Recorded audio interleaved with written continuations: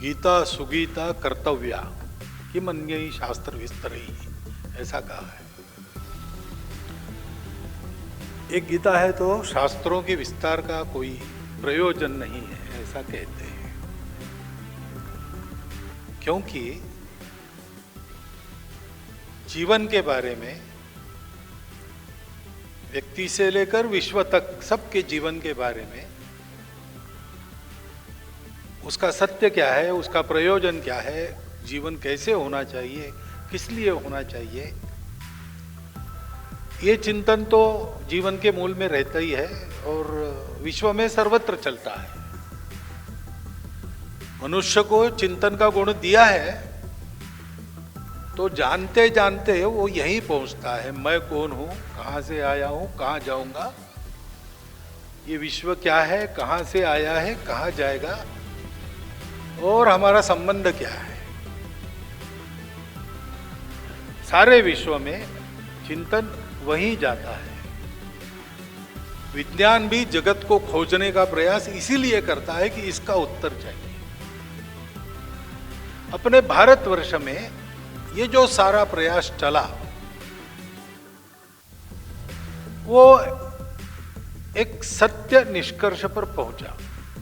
अनेक धाराओं से चला, अनेक प्रकार से चला, विभिन्न संप्रदायों में से चला, देवी देवताओं की पूजा में से चला, योग, ज्ञान, भक्ति, कर्म, अनेक धाराओं से चला और सब मिलकर एक निचोड़ पे पहुंची।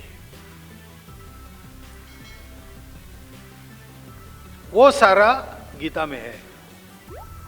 सर्वोपनिषदो गावो दुग्धा गोपाल नंदना। उपनिषद देखते हैं हम तो बाहर कहां पर सत्य है ये खोजबीन शुरू हुई, धीरे धीरे धीरे धीरे अंदर मुड़े और जब मिल गया तब उसका सार सबको बताया।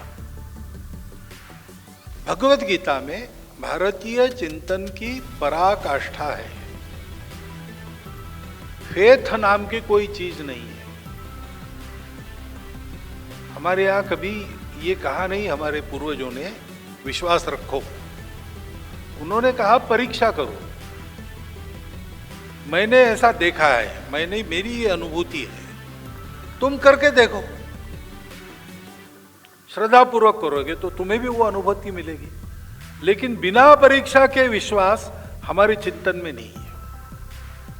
और इसलिए ये चिंतन की पराकाष्ठा होने के बाद भी, सत्य तक पहुंच जाने के बाद भी बार बार हर पीढ़ी में ये विचार चला। पुराने लोगों का कहना, उसकी भी परीक्षा हुई, नए रास्ते भी खोजे गए और ये प्रक्रिया हमारे यहां सतत चलती है, चलती रहेगी।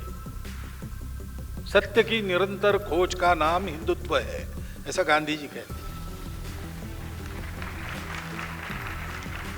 लेकिन इस निरंतर खोज का जो लक्ष्य है उस तक पहुंचकर और उस तक पहुंचने के कारण उसके पहले हुए चिंतन का और उसके बाद में हुए और होने वाले चिंतन का सारांश भगवत गीता है।